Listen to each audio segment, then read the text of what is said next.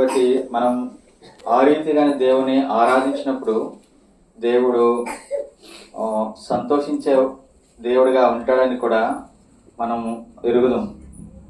కాబట్టి ఇక్కడ మనం చూస్తూ ఉన్నట్లు 92వ కీర్తన యొక్క భాగంలో మనం చూస్తూ వచ్చినప్పుడు ఇక్కడ చూస్తూ ఉన్నాం 1వ వచనంలో, యెహోవాను స్తుతించుట మంచిది, మహోన్నతుడా నీ నామమును కీర్తించుట మంచిది.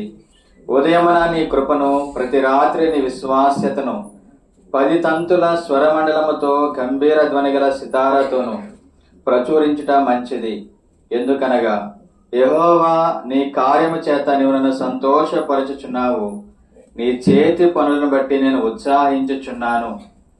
కాబట్టి దేవుని మనము యెహోవాను స్తుతించుట మంచిదని లేఖనాలు మనం చూస్తూ ఉన్నాం. ఎన్నోసార్లు మనము ఆరాధన కూడా కలిగి ఉన్నటువంటి వారం, ప్రతి వారం కూడా ఆరాధన కలిగి ఉంటాం. ఎందుకనంటే ఇక్కడ అంటున్నారు, ఎందుకనగా యెహోవా నీ కార్యము చేత నీవు నన్ను సంతోషపరచుచున్నావు. కాబట్టి దేవుని యొక్క కార్యము ఎంతో అద్భుతమైనదిగా మనం చూస్తూ ఉన్నాం. దేవుని యొక్క కార్యములు ఎంతో గొప్పవి, ఆయన చేతి పనులు ఎంతో గొప్పవి. వాటిని మనము గ్రహించలేం. దావీదు జ్ఞాపకం చేస్తా వచ్చిన మాట మనం 139వ కీర్తన మనం చూస్తాం.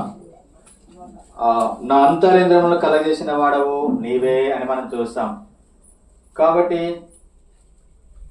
సమస్తము కూడా ఒక్క దినము కూడా నేను పుట్టక మునిపే పిండముగా ఉన్నప్పుడే ఎరిగినటువంటి వాడవని మనం కొన్ని లేఖనాలు చూస్తూ ఉంటాం.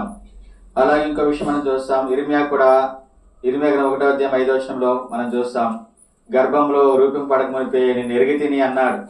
కాబట్టి దావీదు కూడా ఆ మాటలో 51వ అధ్యాయం మనం చూస్తూ వచ్చాం, పాటల్లో కూడా ఆ భాగం మనం చూస్తూ ఉన్నాం. కాబట్టి ఆయన అంత స్పష్టంగా ఆయన సృజిస్తా వచ్చేటట్లు మనము లేఖనాల్లో జ్ఞాపకం చేయబడతా ఉంది. ఇంకో విషయం మనం చూస్తాం, చూడండి, ఎఫెసీయులకు రాసిన పత్రిక 2వ అధ్యాయము, 2వ అధ్యాయము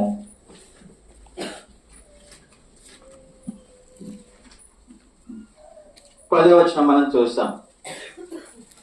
మరియు వాటి యందు మనము నడుచుకొనవలని దేవుడు ముందుగా సిద్ధపరిచిన సత్క్రియలు చేయుటకై మనం క్రీస్తు యేసునందు సృష్టించబడిన వారమై ఆయన చేసిన పని అయి ఉన్నాము. చాలండి. కాబట్టి మనము ఎటువంటి వారము అని ఇక్కడ లేఖనంలో చూస్తూ ఉన్నాము అంటే, క్రీస్తు యేసునందు సృష్టించబడిన వారమై ఆయన చేసిన పని అయి ఉన్నాం. కాబట్టి మనము దేవుని యొక్క చేతి పని